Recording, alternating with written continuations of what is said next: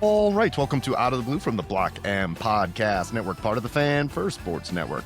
Podcast that hits like a pint of Robitussin and a chaser of gin. We call that a Nick Nolte where I'm from. I am Jared Stormer of the Block M Podcast Network and MaizenBrew.com. With me, as always, is Andy Bailey, my hetero life mate of the same place and time. Andy Bailey, his exploits inspired the animated feature film Mulan. How are you, sir? I'm good, man. How are you? I'm doing well. Good long weekend here, recording on a Monday, kind of wrapping up the football season. We got national championship tonight, NFL playoffs in full form. Of course, last night I had to go get some con nipple minutes, went to the Nuggets game, and that was enjoyable. So, yeah, the end of football, but sports are aplenty. Yeah, it's one of those times like you have to appreciate football the most because in 3 months you're just going to be just thirsting for any kind of football content. Come July, man, it usually starts to hurt, and you're just like, I know you have like cycling and stuff in the summer, but the summer is the doldrums, and I get it, get outside, but whatever. I still need my sports, Jack. I was watching Anthony Carter minutes to like this afternoon. Okay, like I'm already deep in the trenches here. Yeah, dude, absolutely. Come July, that's usually when I'll start doing my rewatch of the previous season. We'll see if I do a rewatch of this most recent season come July. Generally, I mean, I probably will, but with the turnover and something we'll talk about more on this podcast as well.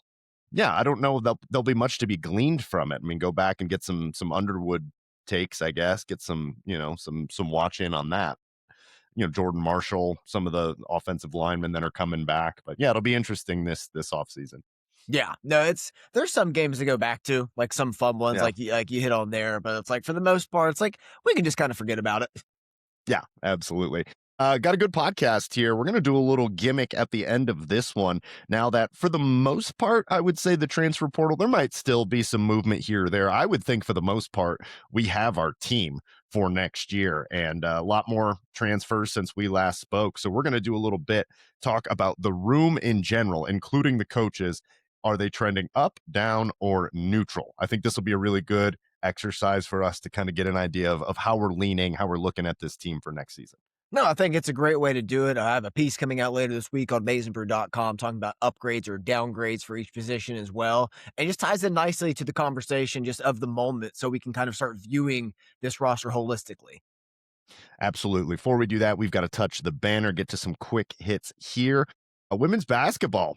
Dominant win over Illinois. They've got Vanderbilt here, undefeated Vanderbilt in like 20 minutes or something like that, coming up here pretty soon. So we won't be able to report on that one, but favored by 6.5 over an undefeated Vanderbilt team. That's interesting. Yeah, this is saying, I mean, the women right now wrapped up last week, had a good win over Illinois, who ended up being ranked anyway. Like we thought this was going to be one of their last unranked matchups. Were ranked, got the big win. Olivia Olson had another great game. Del Foss continues to have an excellent sophomore year. And again, really just rebounded nicely from their second loss of the season, kind of like what we just saw the men do on this road trip. Yeah, we'll talk about that as well. Tell me what's going on with hockey, brother. Brother, no Ivan Kovic, no problem.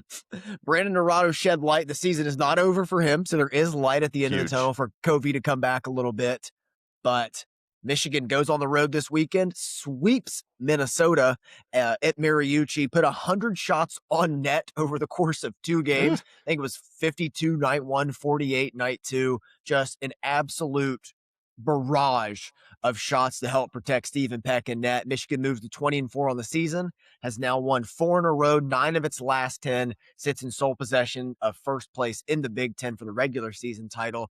And this team could technically lose out and still make the tournament realistically. Last year, they were the first team out with 18 wins only. Now they're 20-4, just a much better team overall. They're in a great place to weather the storm until Kovy can come back. Now they need him to make a run in the NCAA tournament, but they're proving that this team is not just a goaltender. Yeah, and it looks like a true freshman Peck back there, not exactly a saloon door of a goalkeeper as well. So, he's pretty solid as well. And, getting some valuable ice time, nothing wrong with that. But with Ivan Kovic possibly returning this season, everything's still in front of him, man. Everything absolutely still in front of this team. And one of the better teams we've seen in recent memory. So be excited to see once tournament time comes. What do we have our full complement of guys and what kind of hockey are they playing at that time? Exactly. So it's nice to get some other guys minutes here, find other ways to win. I think that's going to benefit them more come March. Yep, I'm with you. National championship game tonight, Indiana, Miami. Just like everyone drew it up preseason. Who you got in this one? Indiana. Come on I now. think we talked about it a little bit last week. Got Indiana pretty big here. Like Yep. I think they could be like 38-21. And now, I mean, again, Miami's been counted out every step of the way. Like what they've done is very impressive. I just think Indiana has too much. I think they're too balanced on everything. And when it comes down to the quarterback, I just think it's going to be Mendoza coming through in the big moments, like we saw against Iowa, like we saw against Penn State. And Carson Beck played really well in the final drive against Ole Miss. But for like the second and third quarter of that game, that Miami team just kind of fell flat, did the same thing against Ohio State. And I don't think you can have two flat quarters and beat Indiana. No, and we know that Beck will turn the ball over. I would imagine the ferryman will be paid in this game, and I just don't think you can beat yourself against this Indiana team and hope to come out with a win. So if he does throw a couple picks in this one, I expect Indiana to capitalize. Just discipline. Signetti might even crack a smile when this one's all said and Let's done. not If go they that win it, far. well, they pump the brakes there. Yeah, insane. Just like everyone predicted, Indiana likely to win a national championship. Nebraska basketball's like undefeated. Everything's fine here. Everything's normal. It's a very wacky year, but it's fun. I think this is one of those years. Like Hmm. again, it's kind of weird. We were talking off air about how it feels like college football's been over for a few weeks now. Like the calendar drastically needs fixed. But this is a good national championship. Like I think Yeah. it's good for the sport, shows the balance well. Having Indiana is a big win for NIL and the transfer portal, especially. Does Signetti start to get some of these phone calls from NFL teams now? Would you Brother, imagine? absolutely. If the CEO types are the ones that are attractive for NFL jobs, and you got to think the Ravens, the Steelers, the Bills just opened up today. The Titans are still open. The I didn't Browns are even see still that. open. Yeah, the Bills just opened up. Did not see that today. Wow. So Okay. that's 5 jobs not filled yet because Stefanski just went to the Falcons, John Harbaugh to the Giants. But there's 5 jobs open right now, and I can't think of 5 good candidates without dipping into college. Yeah, no, that's a very good point. And man, that's crazy that Buffalo made that decision with Harbaugh and Stefanski off the board, by far the Yeah. top two in Yeah. this cycle, I would think. And having Josh Allen in his prime, that's a big hire that Buffalo's got to make then. That'll be interesting. I'm hearing some like fascinating names for Cleveland, who just an absolute dumpster fire of an organization to get rid of a good head coach in Stefanski. And now you're going to go get the offensive coordinator for the Jaguars, Who's who's 30? 30 years old, and like that's going to be your move there. Yeah, no, it's a great call out. I actually wanted to touch on this. I think Harbaugh to the Giants is a great fit. And Home like you run. go NFC, yeah, just a great fit. He's gonna love Scattaboo. I mean, either Harbaugh would absolutely love Scattaboo, but tremendous fit. It's just Jameis Winston was recently on the Kelsey pod and made a great point. Like they need an adult voice in the room. Like it's a young Hmm. team, and they need a person like that who's respected, who can command the room. With Jackson Dart, you have the quarterback, you have the franchise left tackle, and Andrew Thomas. You got a good defense. You got Malik Neighbors. You got Scatterby. You got a ton of pieces there. It's like, can you just handle the pressure of New York? And I think John Harbaugh can. Like he has a Absolutely. resume. He can hold up in this. He's done it before. And I think immediately he just steps in there, and this team is going to be competing for the playoffs as soon as next season. Oh, absolutely. I would think that. I mean, and Philadelphia certainly didn't inspire a lot of confidence with how they finished No. out the season. So, and then Dallas, like you're going to be afraid And of the them. Commanders, Washington, and then the like, Commanders, like that division is for the taking. And I would be surprised if the Giants aren't a factor in it immediately next year. I think Stefanski to Atlanta, it's a good hire good by fit. Atlanta, and that was one of the better jobs. I don't think Cleveland's as bad of a job as some people are saying talent wise. Organizationally, it's an absolute dumpster fire. Yeah. So I think Bills is probably immediately the best job that's open now. 100%. I think it has to be the Yeah. Bills. Yeah, the Falcons are interesting because like the Falcons have such a great roster, but the quarterback is kind of a question mark. And like Yeah. with Cleveland, you have a championship level defense, but like you have a new defensive coordinator coming in, and the offense is a complete mess. So you got to sort through that. And in Buffalo, it's you have Josh Allen and you have to win a Super Bowl. So there's a lot Yeah. of pressure that A immediately lot comes. of pressure. For them, I'm kind of thinking, would you think about Brian Daboll, the one who made Josh Allen Josh Allen?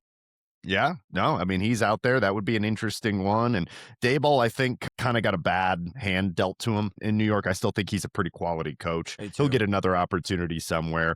Mike McDaniel's kind of the other name that's being thrown out for a lot of these jobs. If you're McDaniel, would you take like one of these good coordinator jobs? There's some ridiculously good offensive coordinator jobs out there. Or do you take one of these? I mean, now that Buffalo's open, you probably take that. But like, would you want the Cardinals job? Like I would not want the Vegas? Cardinals job. Cardinals No, least that's a tough one. desirable of any of these jobs, especially with that division. If I were McDaniel, I'd either want the Buffalo job or just come on up to Detroit. Come call some Come up to plays. Detroit. Like let's sort some things out here. Like I think you could really find a nice foothold there and that kind of bounce back. I think Robert Saleh is going to be up for a lot of these jobs after just 1 year Yep. as a coordinator with the Niners. Like it's an easy way to rehabilitate your image. It just gets some momentum back on your side. But yeah, I'm fascinated to see where these jobs go. Also, the Steelers, like Yeah. the Steelers, who've had 3 head coaches since the In their 70s. entirety. Yeah. Like, so that's also a job that's appealing because you know you're going to have the runway. But again, you do get the pressure of being one of the preeminent franchises in the sport. But when you compare a stable franchise of the Steelers to the Browns, it's a no brainer. One of the Yeah. funniest things in all of this, though, is that the the AFC North, 3 of the head coaches are gone, but Zach Taylor remains. Zach Taylor remains the one that absolutely should have been canned. Yeah, Yeah. And then you like get rid of Kevin Stefanski. Like, I promise you, Kevin Stefanski didn't go get Deshaun Watson and burn your entire salary on Deshaun Watson. Like, and Zach leave you with Taylor no. outlast Kevin Stefanski, Mike Tomlin, and John Harbaugh in that division. That's the stupidest thing I've ever heard. Cincinnati's a deeply unserious organization. Congratulations to Mike Mack, though. Mike That's McDonald, awesome. Oluwatimi, AJ Barner, Mike Morris on that Seattle roster. One of the best coaching jobs all year Yep. that I've seen. He's immediately one of the best in the NFL. I knew he was a hell of a coach. I didn't know he had this at the head coach level in him. Very impressive stuff. I think Seattle's probably favored to win it all at this point now with an injured Bo Nix. I think they are. They got to get through the Rams, who they've had some Got to get through issues the with. I mean, Rams. it's Yep. a 1-1, but that second one, the Rams are really putting boot to ass. Put up 586 yards of offense before the wacky ending of that game. So that's a fascinating rematch. And then with the Rams, you have Blake Corum, Josiah Like Stewart, Josh Wallace. So a lot of former Wolverines trickled in, especially on the NFC side. But I think the NFC has to be favored to win the Super Bowl this year.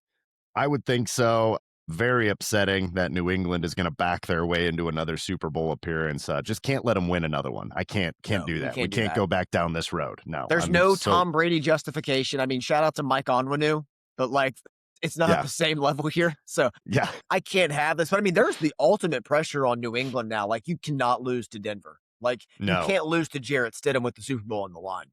no, absolutely not. It will be out here in Denver. Man, what a roller coaster. Like Denver was happening. And then all of a sudden the texts start coming through the group chats. Everyone's getting on ESPN and just like, you're kidding me. Like second to last play of the game, you break a bone in your ankle and you're out for the season. Just brutal stuff for the Broncos, but entertaining playoffs. It's been good playoffs. I have a take for you. See if you agree with this. Regular season college football, dramatically better than regular season NFL. NFL playoffs, better than college football playoffs. I think that's right. I like that take. Like Yeah. there's some like college games you can think about, but I feel like there's just still such a disparity, especially with Indiana just destroying all these teams at that level. But like high end NFL, like that Rams Bears game last night was unbelievable. The Caleb Williams grave digger Jalen Milrow esque throw where he retreated to the 40-yard line and threw it to Cole Kmet. I mean, I'm not a Caleb Williams like fan, but that was crazy. I was like, they have to win the game now. Like, just go for 2, you have all the momentum, but opted to go to overtime. The ships fell where they did, but that game was incredible. A lot of it, man. Like, again, with the elements in it, with so much in college football as well, going to neutral sites, I think that also hurts the playoff product. Yep, it does. And there just hasn't been. I mean, this playoffs, we got a couple good ones. I mean, that Ole Miss Miami game was excellent. The Georgia game was that Georgia. Ole Who Miss, did we get? Georgia, Ole Miss, Georgia, Ole and Miss. it was Ole Miss was in all the good ones. Yeah, Miami has been in like all pretty close games. Like the A&M game was tight. The Ohio State game, obviously, it was good for us. But enjoyable. it's been a better playoff as well. Like if you want to Yeah. talk about like expanding to 16, let's not do 24. Can't get into that Good today. Lord. But like there's a case for it, especially if we get out some of the lower level group of 5 teams. Yeah, no, I'm with you there. 16 actually feels like too much to me as well. We would have been Yeah. on the fringe this year. This horrible Michigan team would have been a fringe playoff team if you expand, and we had no business in the playoffs. So I think it's fine as is, but yeah, we got to get some home games and get some of these neutral sites out of there to improve the overall product. I think that would go a long way. But I digress. Let's talk some updates here on the roster side of things. Quite a few additions.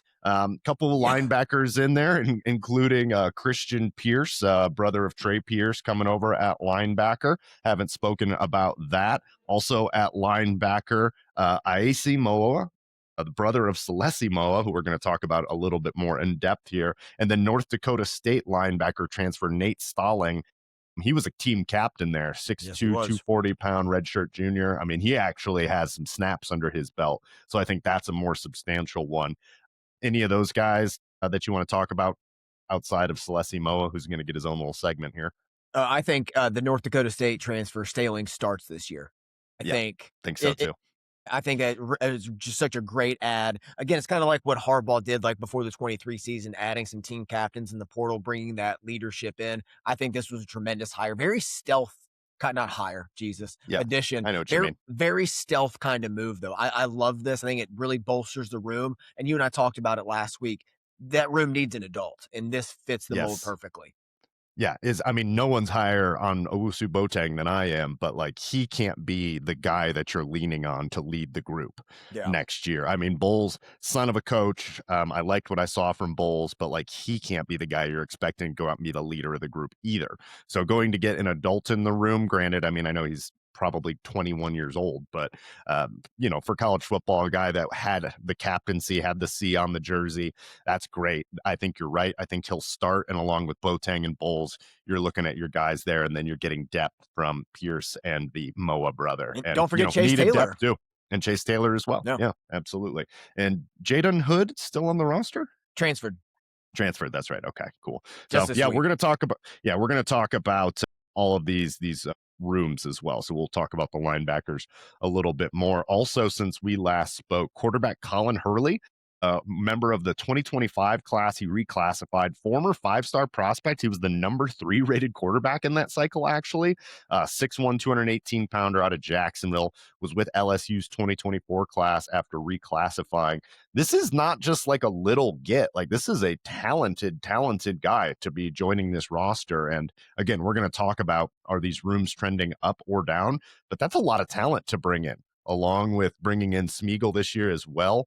And then year 2 of Underwood, and then the Colorado State transfer. Like, good job attacking the quarterback position. There was a lot of intentionality with the additions, and we'll talk about that throughout the rooms, but especially the quarterback room. It feels like you have the obvious backup and the Colorado State kid, and then you have guys that you can develop in the system. That like everyone seems to know their role. It's defined and there's no gray areas. Yes. Yeah, absolutely. And like now, if Underwood has to miss some time, like there's an interesting discussion about who goes in. Now, it's probably the Colorado State Yeah. kid.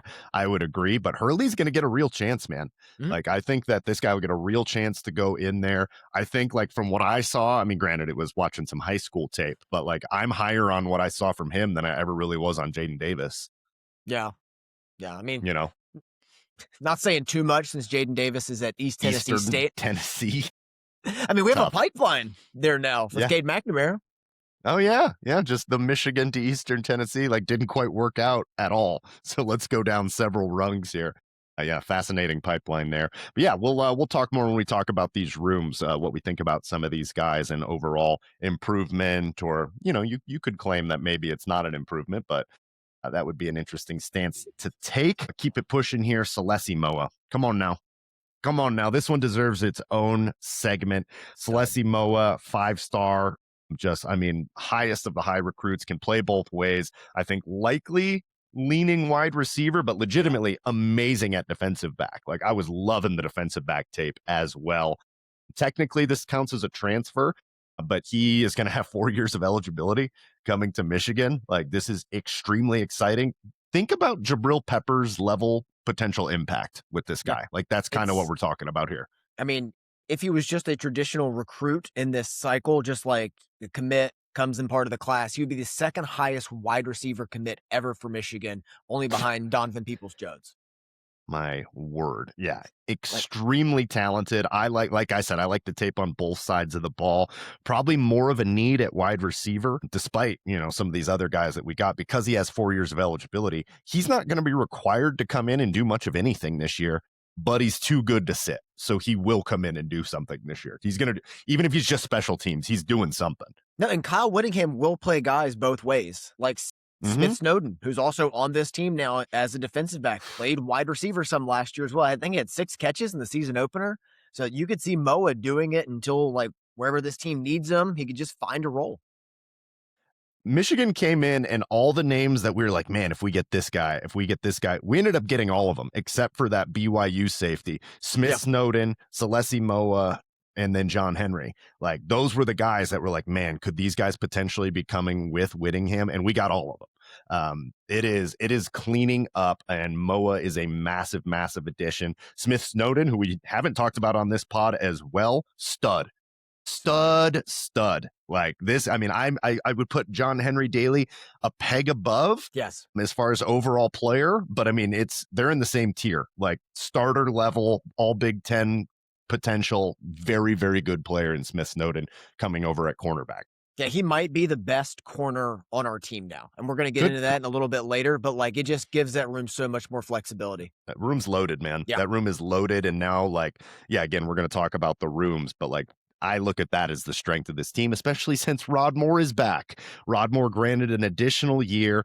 The captain, God Moore. I just hope that he can get a full season of relatively healthy play, because if he can, he's one of the most talented players in the country. Absolute leader out there. He's got a future as a coach if he wants it. But this is just tremendous news. One more year, get him a chance to get fully healthy, get the knee right, and hopefully we get some great snaps out of Rod Moore. Lest we forget in a game and a half, like sample size this past year, how impactful he was. We were at the Wisconsin game together and got to see him play. And he was just flying around the field, made that cross field interception, had the huge tackle on the reverse, tweaked it the next week against Wisconsin, but immediately was just impactful again, was playing fast, was playing physical. So it's not out of the realm of possibility that he could bounce back this season and still continue his career in the NFL. And if he can, and if he comes back and he's the Rod Moore from the national championship season, it's one of the best secondaries in the country, period. Yep. Point blank. Like, I mean, we brought back everybody. You get Zeke Berry, you get Jair Hill, you get Rod Moore, you bring in Smith Snowden, and then Mason Curtis is coming back. You lose Hillman, and that might be addition by subtraction depending on your mileage there. It's a really good room. All of a sudden, excited to talk about this as we kind of go in depth on some of these rooms. Is there anybody I'm missing that came over since we last spoke? We hit on the linebackers. Those were all the additions. Had some confirmations just from like Nate Marshall, Owusu Boateng, Trey Pierce. Ito Etta is out of the portal. That's one we should hit on as well. So that was a big one. We'll talk about that in the defensive tackles. But yeah, just a lot of people coming out of the portal, sticking at Michigan. No other big additions beyond the ones we talked about, though. Absolutely, man.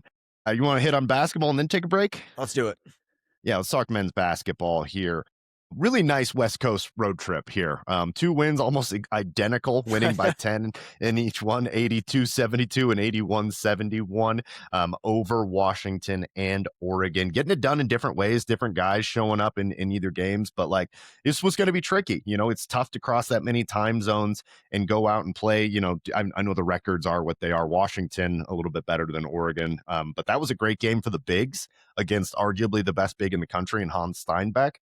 Ade Morrow was big in that one. I thought Mojo was big with 16 boards in that one. Played a very physical brand. Wasn't as good against Oregon, where he had 9 points and 2 rebounds, but nonetheless. So yeah, just getting it done with different guys in both games and getting back on track here, getting back to the winning ways.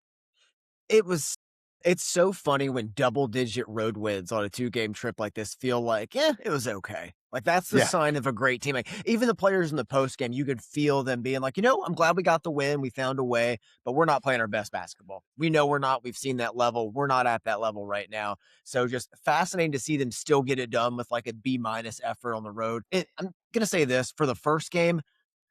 Brother, I love Roddy Gale. He finished with 9, 4, 5, and 2. He just fills the cracks wherever this team needs him. He's like the perfect like character actor who fits into like any scene or role.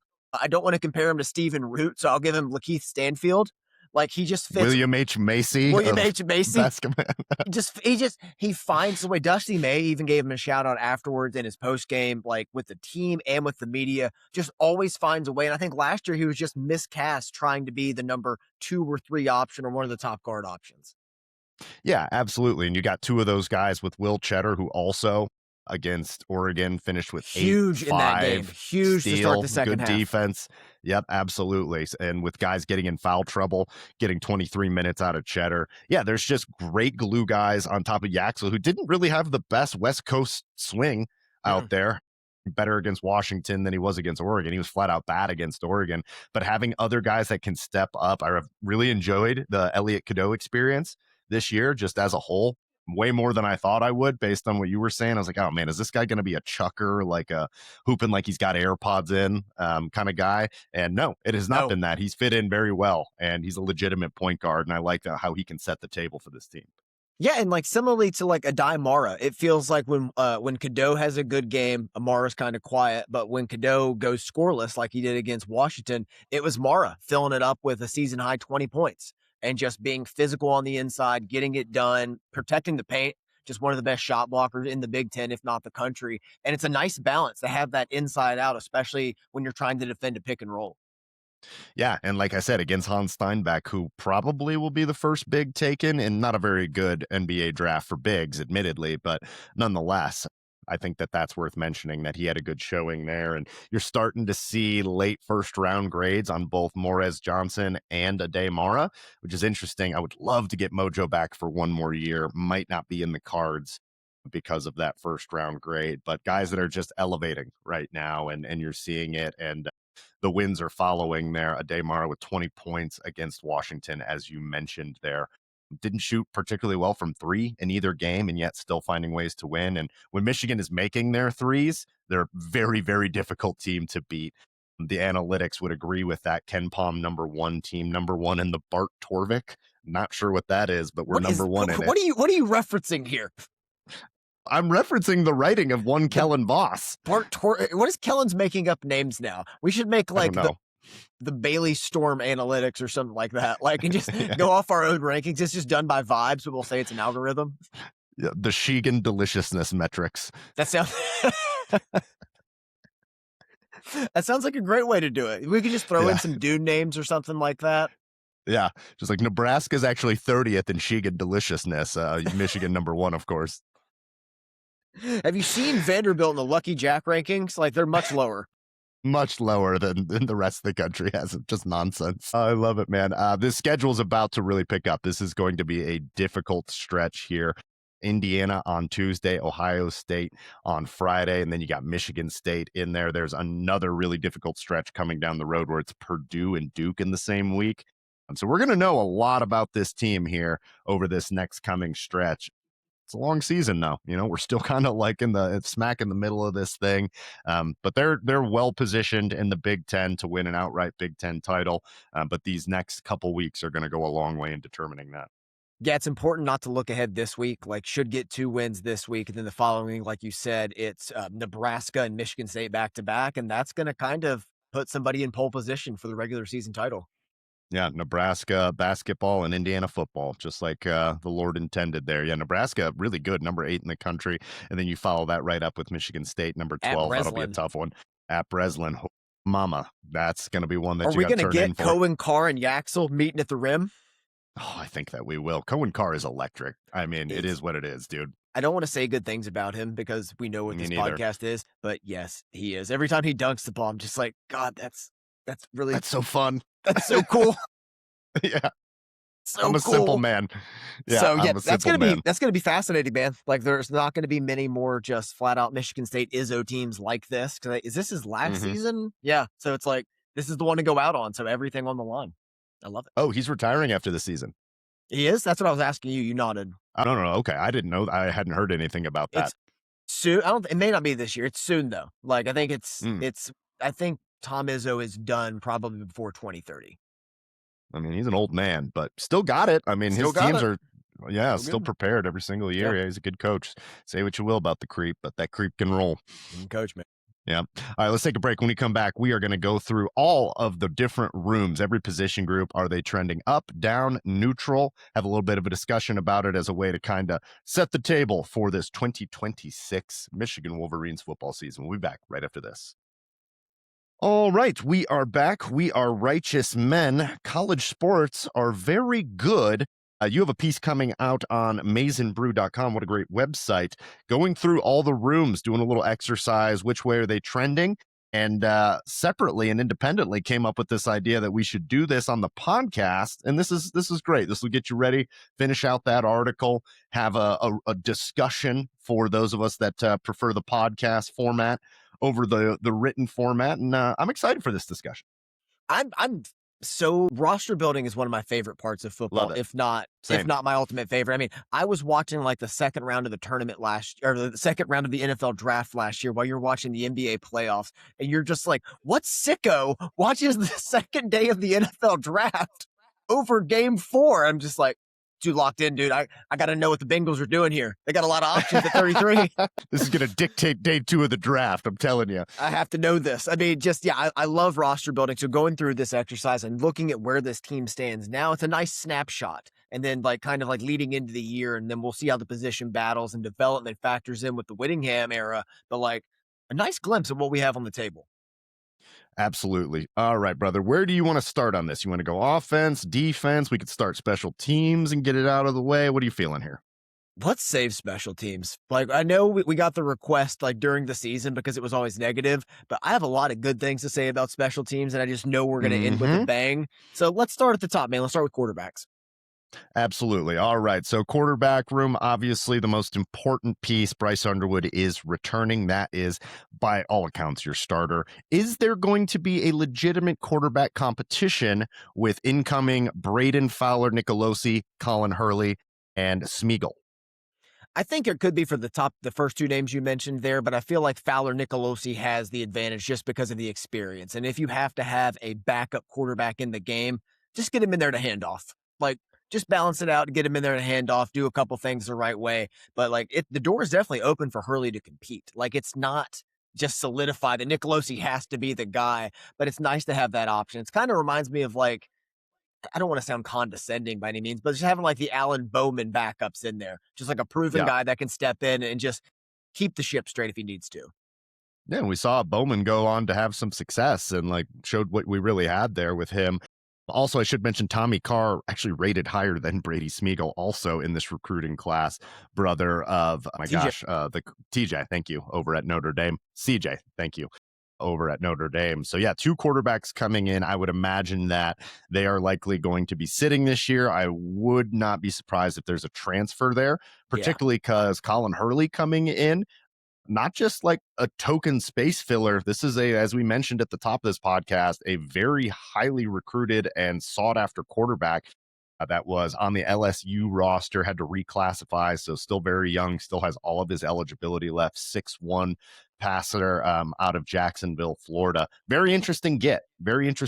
I have to imagine it goes Underwood, it goes Fowler, Nicolosi, and then there's a real competition there, but Hurley will probably, just by virtue of being older, have a leg up on the incoming freshman.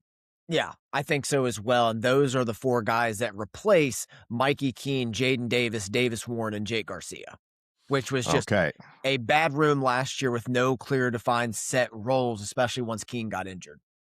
And outgoing Chip Lindsey, incoming Jason Beck, and Coy Detmer. There was no traditional quarterback coach in this room last year. So what are we thinking, brother? Is this room trending up, down, or neutral? The ceiling is higher for this room in 2026, and with the loss of Jake Garcia, so is the floor. I think it's just tremendous. I mean, arrow just all the way up. You saw what they did last year with Devin Dampier in Utah, turning a player who is a Wildcat quarterback at best into the 7th most efficient per adjusted QBR in the country. And now you actually have a real quarterback playing the position.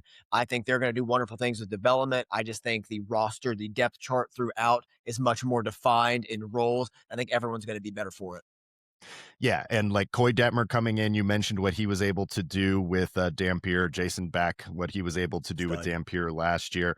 And here's the thing, if Underwood doesn't take the leap that we're all presuming, this room is still likely better because by no fault of his, Mikey Keene was just banged up, and we didn't even have that option last year. It was Underwood or bust. Yep. Like even against Ohio State where he wasn't doing anything, there was no one to turn to. There was nowhere else to go. If Underwood doesn't take the leap, Fowler Nicolosi can play. Colin Hurley could go out there and give you some minutes. I think Colin Hurley right now is probably better than Jaden Davis. So the answer is up. I don't think there's any debate that the arrow is pointing up, and it's up across the board. It's up with talent level. It's up with, year 2 of Underwood. I'm assuming it will be better. I'm assuming it will be Underwood. I'm thinking that they will get it to work. Now, does it reach the highs, of Cam Newton and some of these other guys we were comparing him to? Vince Young? Maybe not, probably not, but it's going to be better. And having a dedicated quarterback coach, having Jason Beck in there, Kyle Whittingham in there, just across the board, arrow up dramatically. Yeah, I feel like it's really hard to put a ceiling on this room because last year is kind of a throwaway. The more you learn about how much disarray the program was in behind the scenes, most anticipated, myself included, that Chip Lindsey was the one working with Underwood like on a more day-to-day basis, but Sharon Moore had him responsible for other things, I guess, at that time. I don't know what it was. But yeah, so just it's hard to even just kind of grasp what Bryce Underwood's ceiling is because you look at it, it's like, okay, you just turned 18, you didn't have a coach, and you ran an offense and you went 9-3. Now what can you do with your coach in a system of structure with adults in the room? Yeah, absolutely. Yeah, and he had Chip Lindsey running a bake sale somewhere off of State Street. It's like, well, shouldn't he be working with the quarterback? Like, no, bake sale. Trust me. No, this is more important. We need him slinging these baked goods out there. Let's go to running back room here. Interesting room. Absolutely. Fascinating discussion here. Outgoing Justice Haynes, Jasper Parker, Bryson Cusdall. That's a lot to lose. Yep. Incoming Savion Hyder, Taylor Tatum, returning Jordan Marshall. Fascinated to see where you want to go here. Retain Tony Alford. So he's coming back as the running backs coach. What are you thinking, brother? Up, down, neutral? It's a little bit down. It's a little bit down, regardless of the potential of 5-star Savion Hyder. I mean, this is spoken like someone who remembers Derek Green all too vividly. Until he takes a carry for the Wolverines, the loss of known all Big Ten commodity Justice Haynes worsens this room. Similarly, Taylor Tatum is more talented than Bryson Cusdall, but until there is more proof of concept, it's hard to certify this as a gain over a hard-nosed walk-on with a 100-yard, 3-touchdown game on the CV. I thought you might argue to go up. But you're being very surprisingly mellow about this and mild-mannered. Yeah, it is correct. I could have heard neutral, and I think that you could make like an argument for neutral because Jordan Marshall's going to come in, be your bell cow, be your lead back. But you hit the nail on the head. We are now relying on 2 unproven commodities to come in, and we will need them both to play. They will both have to play. Micah Capana still here. Yeah, yes, Micah Capana's still here. Micah Capana's still here. Tomas O'Meara, I think, still kicking. Some Tomas O'Meara minutes. But yeah, we need Savion Hyder and Taylor Tatum to come in and both need to hit. That could be asking a lot. Like, I have extremely high hopes for Savion Hyder. I mean, I feel like we've been calling our shot. I feel so much more certain about him than I do Derek Green. But like, he could come in and tweak an ankle week 1. Then it's like, oh no, Jordan Marshall, Taylor Tatum, and then it's Micah Capana. So losing Justice Haynes, I mean, bringing Haynes back, and it's a shame Haynes transfers to Georgia Tech rather than goes pro. So it's like, man, we couldn't have found a way to do that. That would have been the ultimate 4-headed Hydra if you could have brought Justice Haynes back. So I'm with you, slightly down, but this is one where if things go right, it's like we're not missing Haynes at all. Exactly. It can go up easily, but just like right now on paper, what we know today, you can't put it anything but down. Yep, I'm with you there. Let's go tight end fullback here. So tight end, outgoing, Max Bredesen, Marlon Klein, Brady Prescorn. Nobody coming in to play this year except for, we got to commit. Mason Bonner. Mason Bonner sounds right. Hang on, I've got the list pulled up right here. He's not one of our, it's Bonner. 6'6", he's out of Denver. He's right here in my backyard. Go check him out. But yeah, that's all we got coming in. With all of that going out the door, your returners being Jalen Hoffman, Zach Marshall, Deacon Tonielli, Hogan Hansen coming back is big. Up, down, or neutral? Down. The loss of 2 team captains and staples of both the passing and running attack come on, man. It's not easily replaceable. We'll see how this team does it. It has the talent to mitigate the losses. Like, I'm actually very high on what Zach Marshall could become in this offense. I think they're going to use him in a variety of different ways. Hogan Hansen as well. The only thing he's had to battle is health. If he can stay healthy, I think there's a very high ceiling for him. But again, 2 team captains, Max Bredesen, just like the heart and soul of this program. Marlon Klein, one of the most valuable pass catchers in the team last year. Losing both of them is going to be tough to replace. This is down. And this is one of the more dramatic down arrows, and there's not a lot of them. You bring in Freddie Whittingham, out goes Steve Kasula as tight ends coach. So, I will see as far as if that's an upgrade or neutral there. But yeah, there's just too much going out the door, and really hoping that Hogan Hansen hits, that Zach Marshall can continue. And I saw some really bright flashes from Zach Marshall. I'm encouraged by that, encouraged by what Jalen Hoffman could be. But those are probably the names at the top, right? I mean, Marshall, Hansen, Hoffman, Tony Ellie, he got in there when there was some injuries. So, I mean, valuable depth piece there. And I mean, obviously could take a leap, but I think we need one of these guys to take a leap here to feel good about the tight end position. Yes, and Jason Beck likes to use 12, 13 personnel, get some tight ends in there in a variety of different ways. So I think at least one of them has to do it, take a step up, or Hogan Hansen just has to stay healthy. Mm-hmm. Yeah, Hogan Hansen's going to be a big piece of this. I think he is the highest recruited guy of all. Yeah, he would be the highest recruited guys of all these dudes here. Zach Marshall.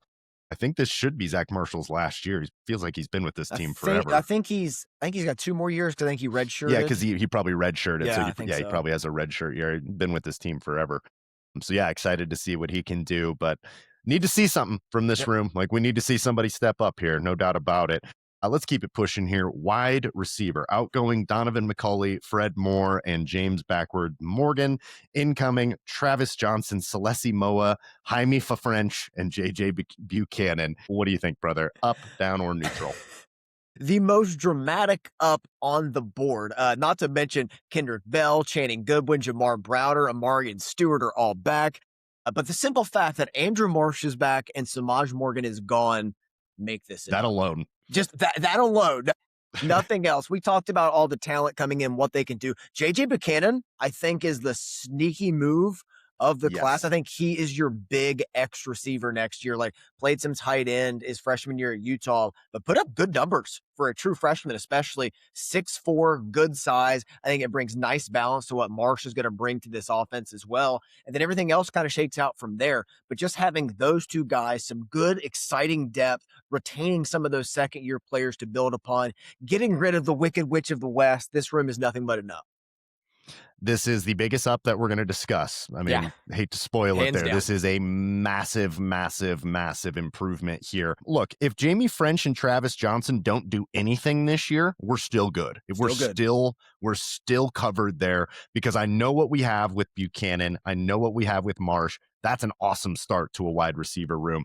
Odds are one of Celessi Moa, Travis Johnson, or Jamie French is good to go this year and can contribute something. I would be very surprised. I'd be perplexed if none of those 3 can come in and contribute, particularly Moa. Like, Moa is ready to go, in my opinion. Like, that guy can come in. Now, you don't want him to be your 3rd wide receiver game in and game out, probably, just because of, inexperience and stuff there. But that's an extremely talented player coming into your wide receiver room.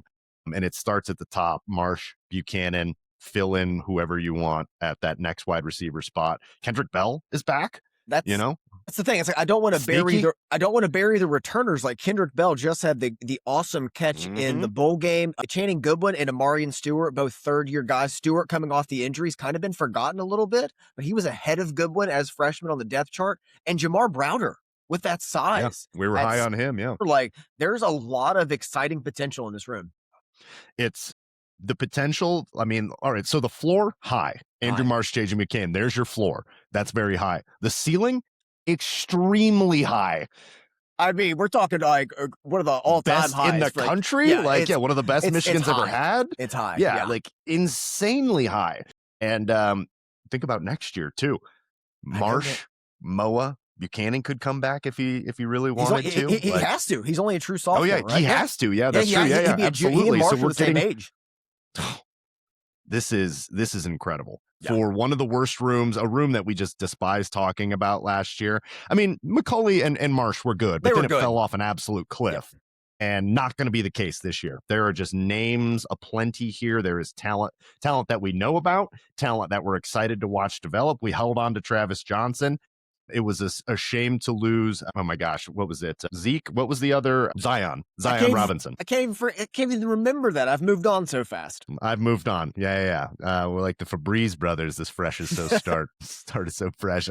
Yeah, man. This is a fun room, fun discussion because it's the largest up, and the ceiling it's indescribable. So, not to mention the coaching change in the room. Like I like Ron Bellamy, especially as a recruiter and what he's meant to Michigan throughout his career as a player and a coach. But I think the development in this room improved. And Micah Simon looks like he's no slouch as a recruiter either. Getting the Noah flip there, keeping and Hagen's Travis from Johnson. Penn State as well. Yeah, exactly. So this room could not be trending in a better direction. Love it. Let's talk offensive line here. Outgoing, Greg Crippen, Gio Elhadi, Caden Strayhorn, and Ty Haywood. That's a lot of names. Incoming, Marky Malbridge, Malachi Lee, Houston Kahana Torres. That's the last time I'm going to try that one. And then you retain Andy Babbs, Blake Frazier, Jake Guarnera, Evan Link, Andrew Sprague, Nathan Afobe, and Brady Norton. Up, down, or neutral? Also, Lawrence Hattar also out. Transferred. Yep. Yeah, another one to factor in there. I mean, the room is tackle heavy. However, I think the retention of Jake Guarnera to play center and the fact that it's easier to kick inside than out make this room better in 2026. The losses of Haywood, Hattar, Caden Strayhorn hurt the depth of the unit, but preserving the commitments of Walbridge and Lee will help mitigate those departures in the long term. Moreover, the addition of Jim Harding as offensive line coach, I think is the most important assistant coach hire for Kyle Whittingham. There it is. Yeah, that probably puts it at an up. It's a slight up for me, but I'm going up as well. I think, you get a second year. Remember, a lot of these guys coming back, very inexperienced. So you're getting second year, Sprague and Link, and you're getting Andy Babbs, who, wasn't able to really participate in practice or conditioning, but was getting time on task as far as film study and with the coaches and stuff. So Andy Babbs coming back, is absolutely huge there. I think like Brady Norton and Blake Frazier, pretty low key important returners as well. I think getting those guys to come back provides excellent depth there. And then I love Malachi Lee. Like, I don't know if it'll be this year, but it's coming. Malachi Lee is like the replacement for Amir Herring for me, where it's like, this dude is going to hit. And I like what I've seen and heard about Houston Torres as well. I think that that's a guy that could come in and compete year one for one of those guard spots. So is this going to be an elite unit year one? I don't know. It remains to be seen, but they have the pieces to do it. And you're right. It starts at the tackles. Yeah, I think you can realistically see next year. So a little mock depth chart here. I think Andy Babbs, it's going to be the Andys on the outside, Babbs on the left, Sprague on the right. I think Guarnera is locked in at center. And then I think it either left guard or right guard is going to be Evan Link. And then I don't know if Frazier can kick in, but I think there's a Frazier, Afobe, Norton, Torres kind of battle undertaking there. But I love some of this like second year experience. So Evan Link, like third year experience guy. And Andrew Sprague has started over 13 games now. Blake Frazier has experience. Nathan Afobe has starting experience. Guarnera, there's it's limited, but there is experience there. And we've seen it at a high level, especially in the run game. And one thing that's great about offensive line is you can reliably predict improvement here just by guys getting time on task. Now, the Brady Hoke era notwithstanding, where nobody ever got anybody. Time together, exactly. With Jim Harding, you can reasonably predict that this group is going to at least get slightly better than they were last year. Time on task, like young guys. They've got a real coach coming in. I mean, look, there were real coaches there in the offensive line room last year, but Jim Harding, different beast there. I don't want to be mean, but everyone kept talking about how Grant Newsome is like a superstar coach in waiting. I didn't see the development there. I didn't see a little bit. There was just things like they're kind of building it up because maybe there's pieces there, but they brought in Juan Castillo for a reason last year to kind of really run that room more or less. But now you have one of the preeminent offensive line coaches in the country, if not top 5, top 3. So I think it's just a massive upgrade. And I love the fact that he's coached a year with Beck in Beck's system. So he understands exactly what he's looking for in this offense as well. Yeah, absolutely. And unfortunately, both Walbridge and Malachi Lee are massive. I mean, not unfortunate, but likely tackles. I don't know if Malachi Lee at 6'7" could kick I don't think he inside. can kick inside. Probably can't, but he's a stud. And the tackle positions are spoken for this year, but we'll see down the road. So it's probably not this year for either Walbridge or Malachi Lee, but extremely high on both of these guys, both high 4 stars there.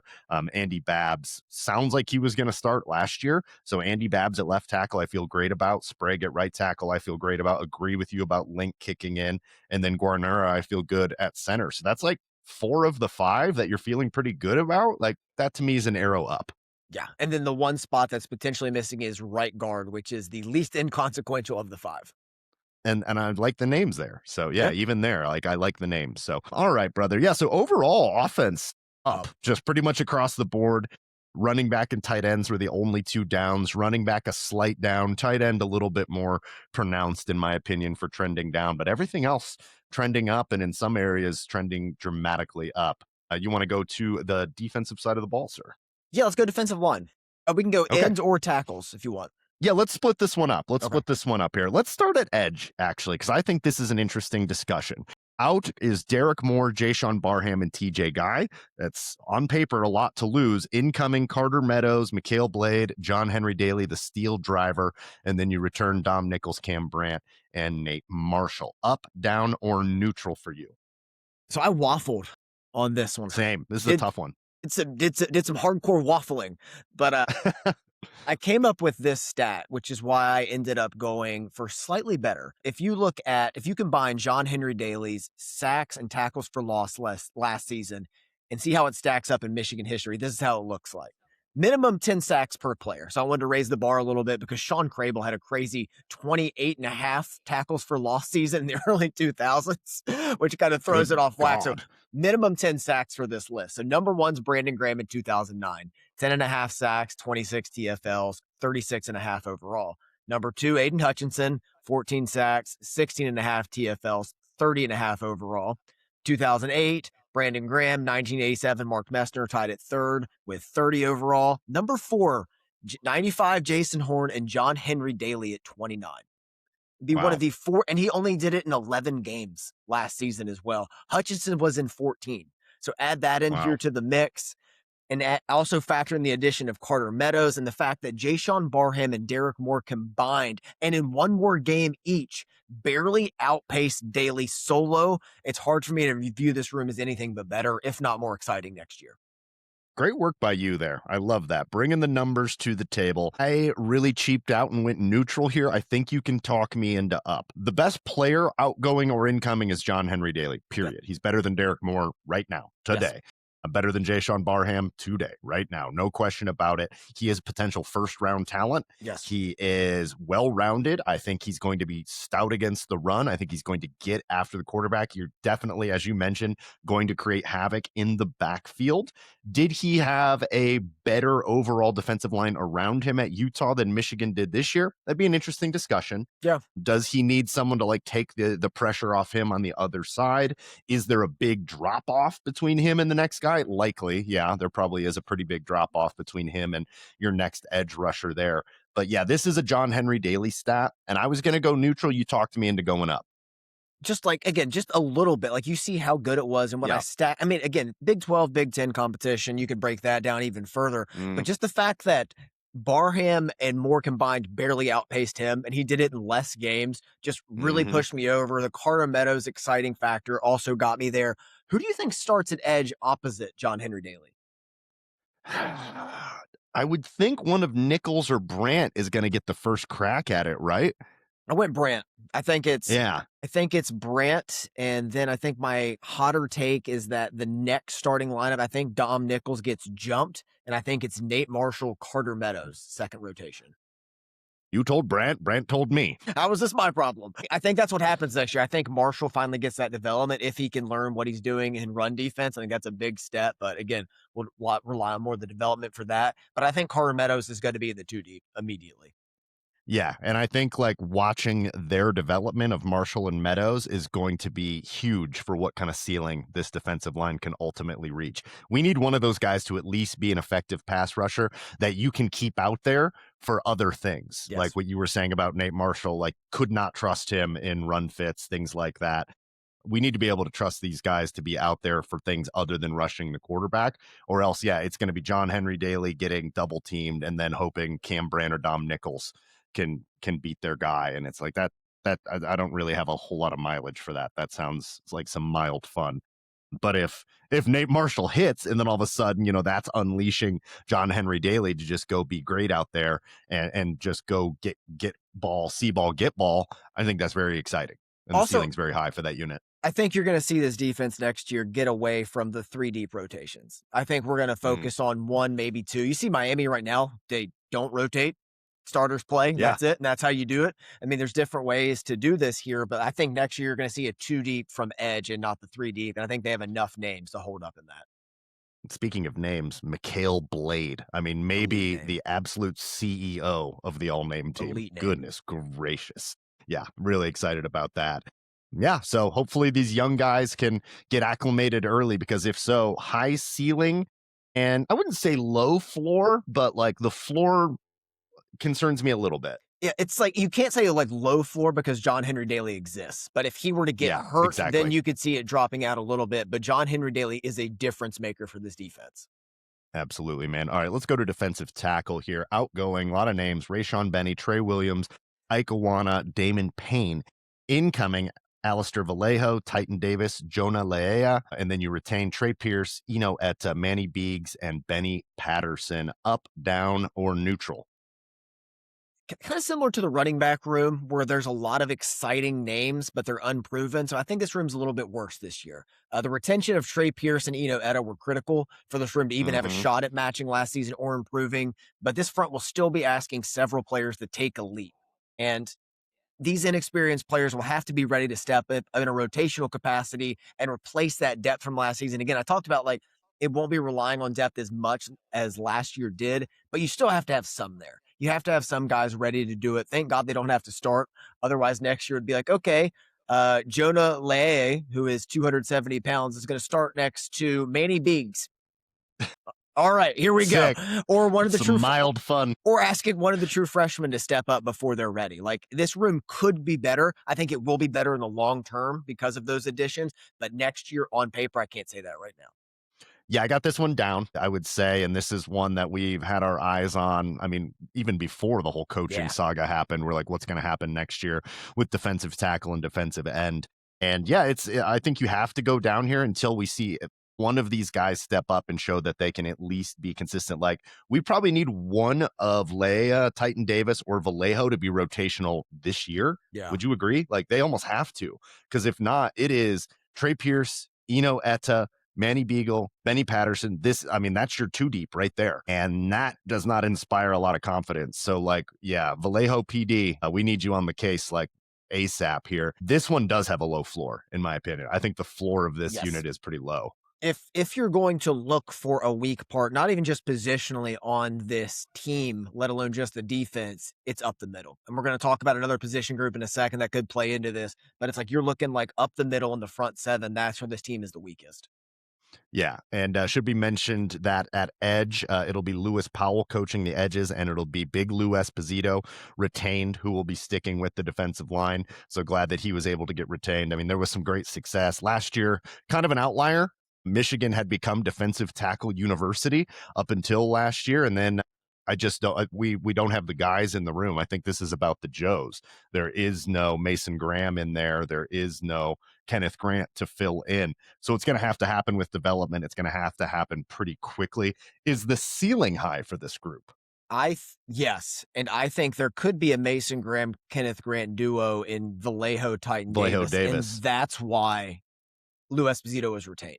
I think that's Yeah. why it was. You didn't want to lose this defensive line class that he put together. I like bringing John Henry Daly's edge coach over to Michigan, lock him in, get him over to Ann Arbor. But yeah, I think the ceiling is very high because of the potential. I'm higher on Davis than I am Vallejo, and I'm very high on Vallejo.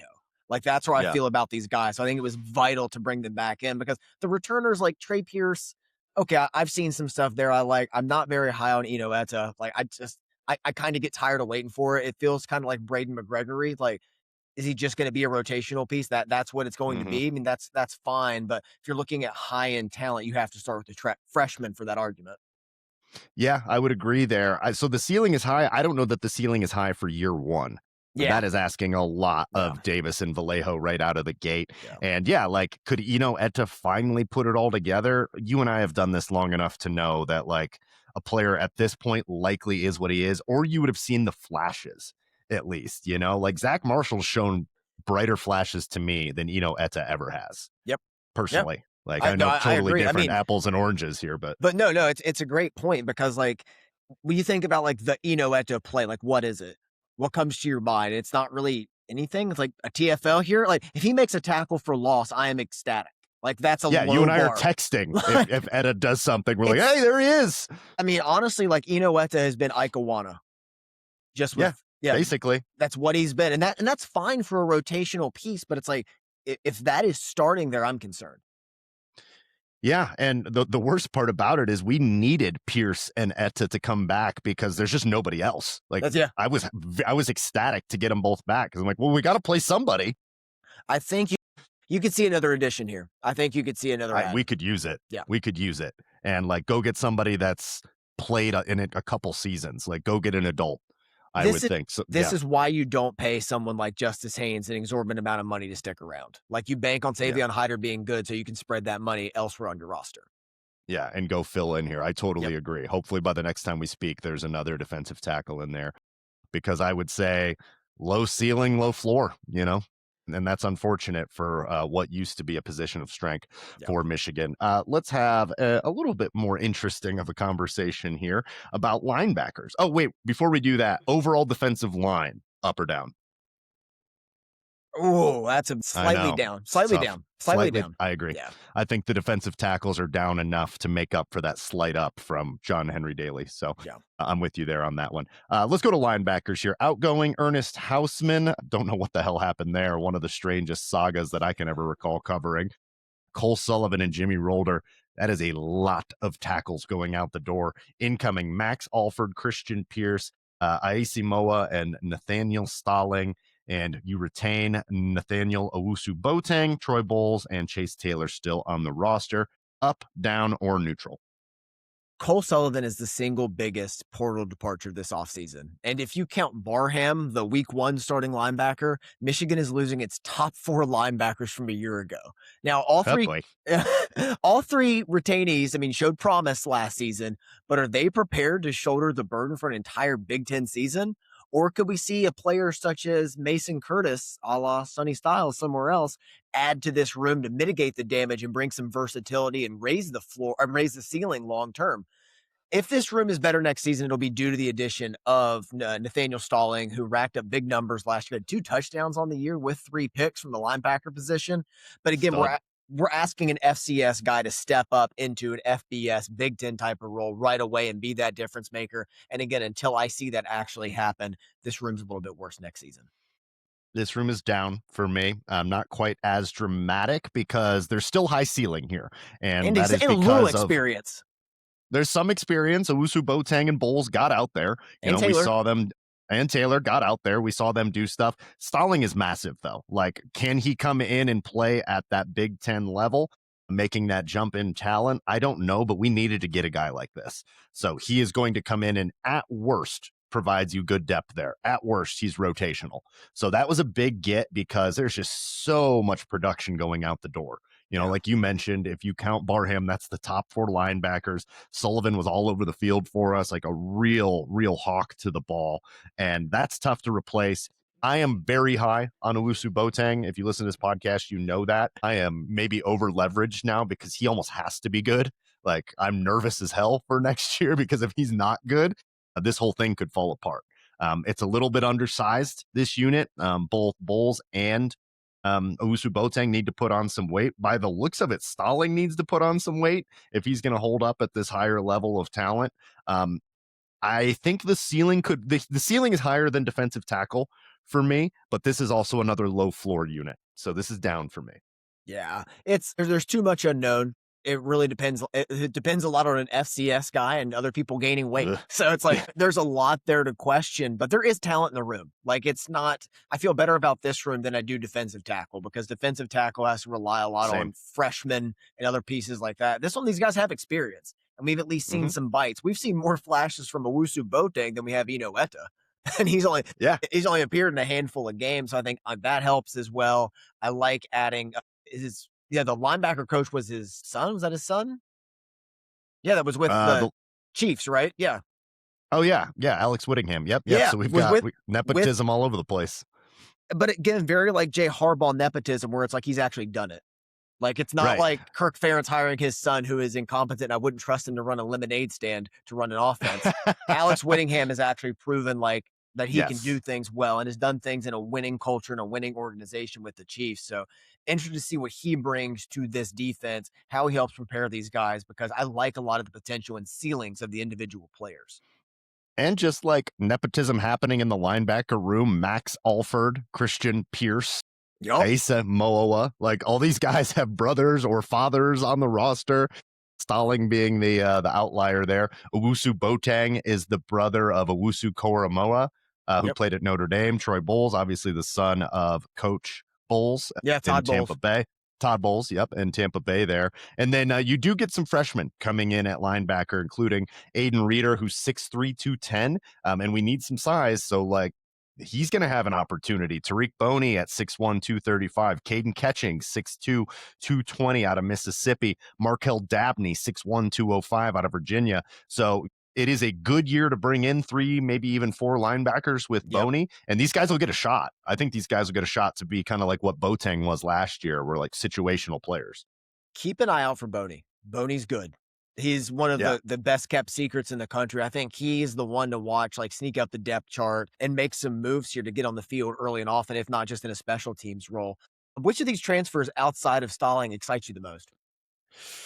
Yeah, that's interesting. Moa is fascinating because you take him away from Michigan State there. I would say probably Moa. What did Christian Pierce do? I had this. He was at Western Illinois. I think he redshirted. He redshirted. Yeah, I was going to say, I don't he think was a we have much for him. Big time recruit. I don't know if it was academic related, but he held offers from Michigan, Ohio State, Texas, like all the big schools. Yeah, he's only 6 foot 210, so it's hard for me to get overly excited about that one. Probably Moa, I guess.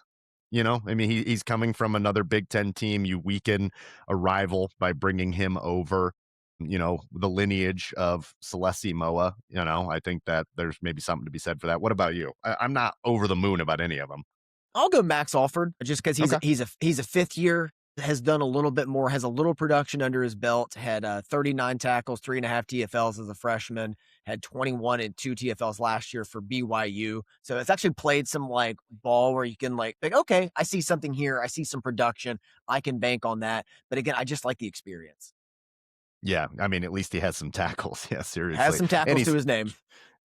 Yeah, and he's 230 pounds, so like he can hold up out there. These guys, we need to put on some weight across the board with this linebacker room. So it's an interesting room, high ceiling, low floor.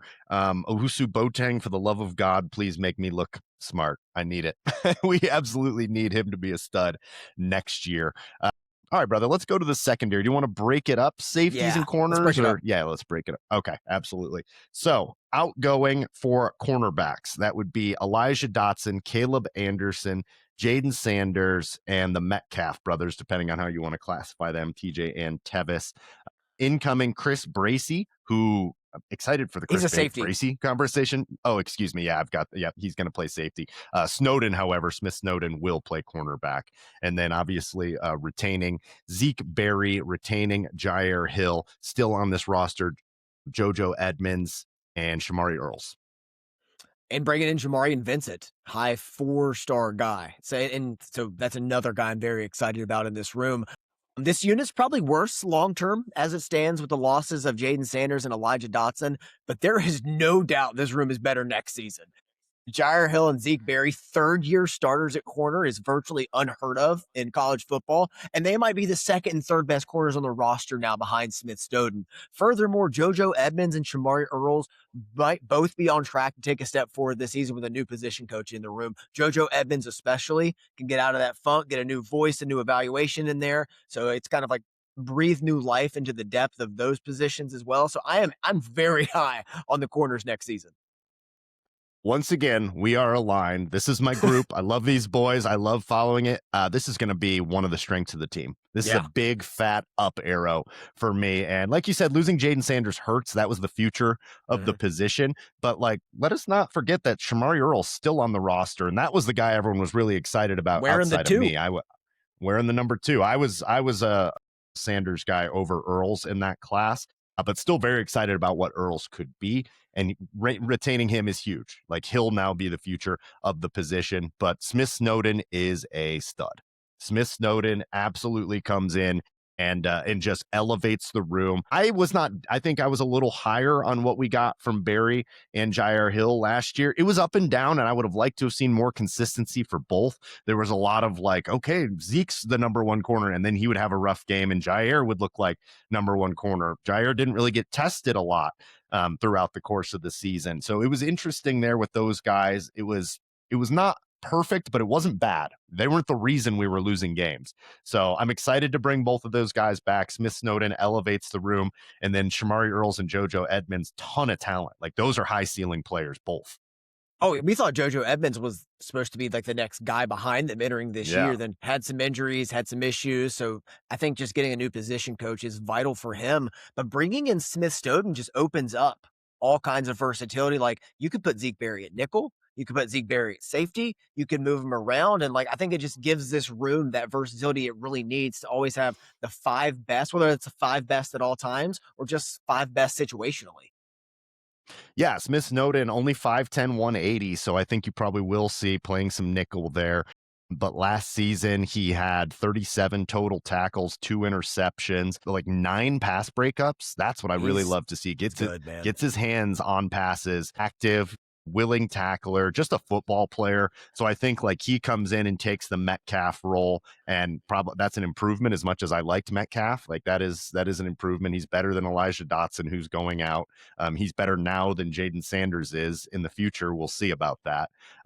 Different cornerback. Well, too, I think he could kick 5'10". Zeke Berry inside. He could. Yeah, he could absolutely do that, As physical as Zeke Berry is, I think he could kick him inside, and Zeke has played nickel and safety before, so I think he brings that to move him around.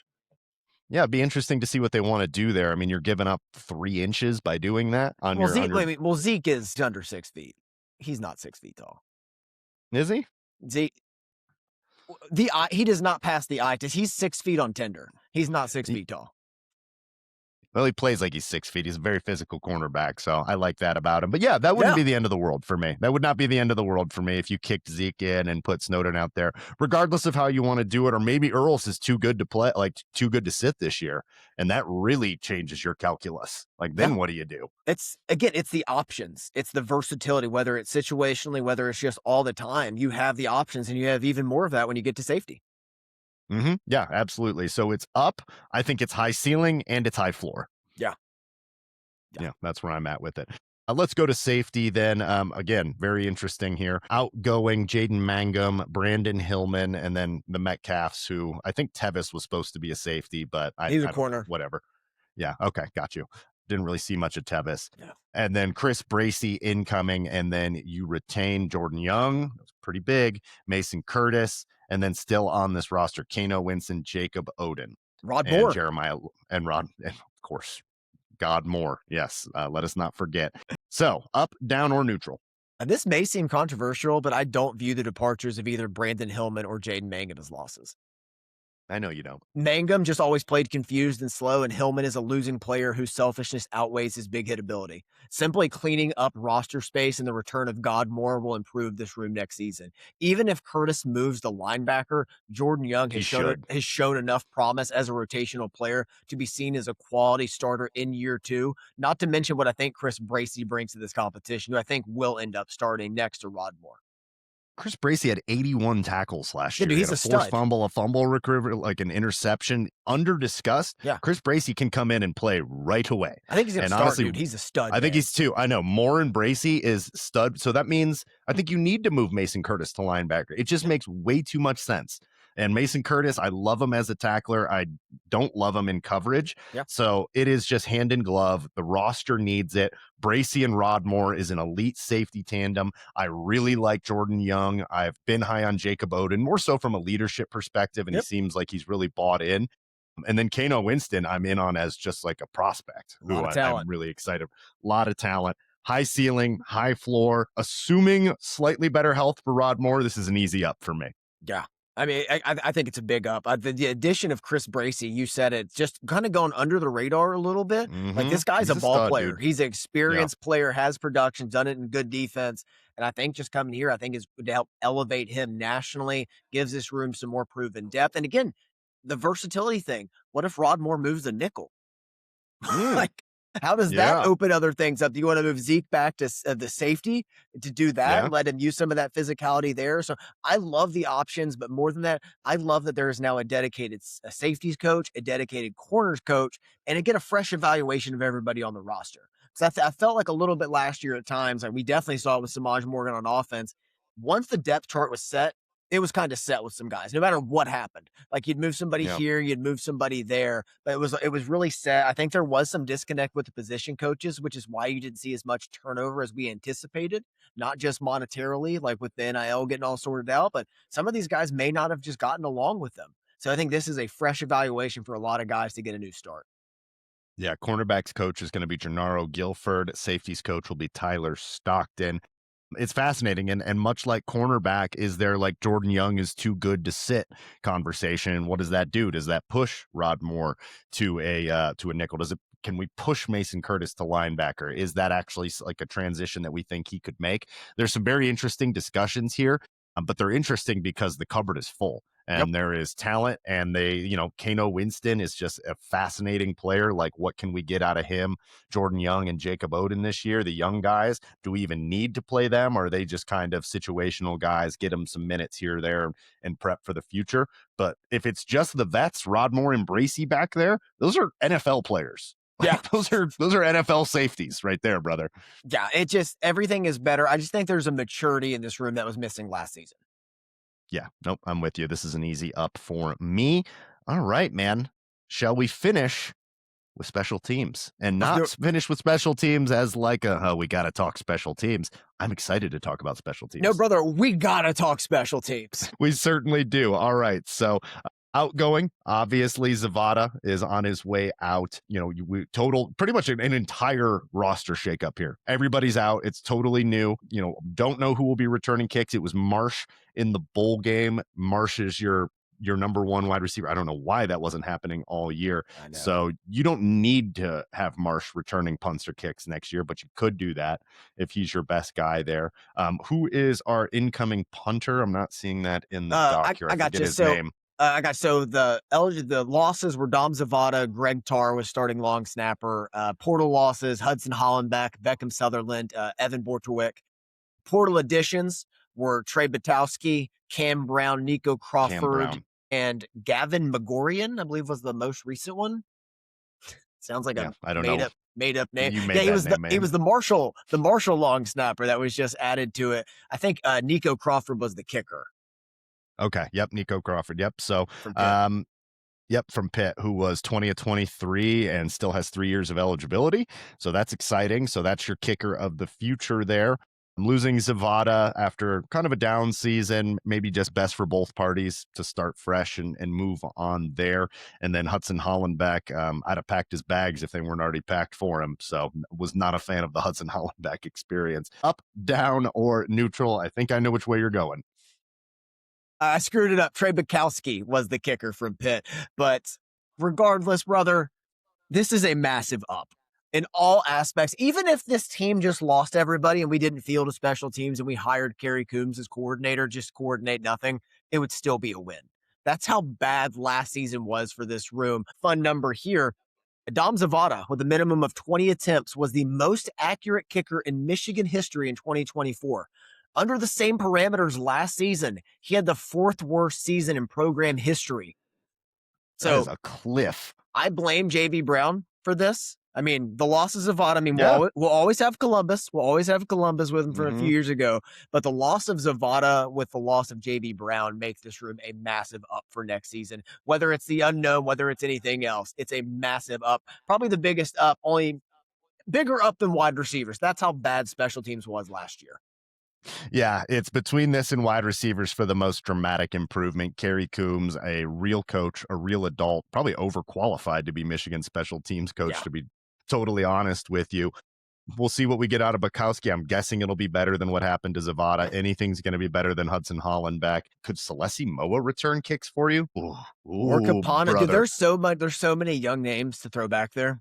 Yeah, there's speed. Like, oh, that wide receiver room has got dudes all over the place that you could throw back there. We've got electric cornerbacks. You could just put Marsh back out there again if you want, but I'd kind of like to protect Andrew Marsh. I don't know that he needs to take those extra hits, but he's a true game breaker back there. So that's interesting. I think kicking will go up. I think punting will go up. I mean, that'll be easy to do. Punting will go up across the board. This will be one that I would bet my bottom dollar right now. You're just going to see statistical improvements across the board in every category, because how could you not? The bar was in hell last season. That's where the bar was. Like, we were talking like Zavada had worse numbers than every Quinn Nordin season except 2020 when Nordin went 2 of 5. The only season he was better than. And the sample size was too small to even count. Like, that's how bad the kicking situation was. Beckham Sunderland at kickoffs, whatever. I guess again, it's just like we were throwing away the third side of the ball. Like that completely last season. And now we're going to be competitive there. We know we have the offense and we know we have several pieces on defense, but just being able to compete on special teams again is going to make this team more competitive in every aspect.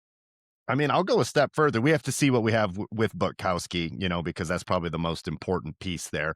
Are we reliable from 40 yards on with field goals? What does that look like? But assuming he can recreate what he did at Pitt, 20 of 23, I would say that we're going to be more than competitive. I think it'll be an advantage in a lot of the games when we set foot on the field. Special teams will be an advantage, if not every night, some nights.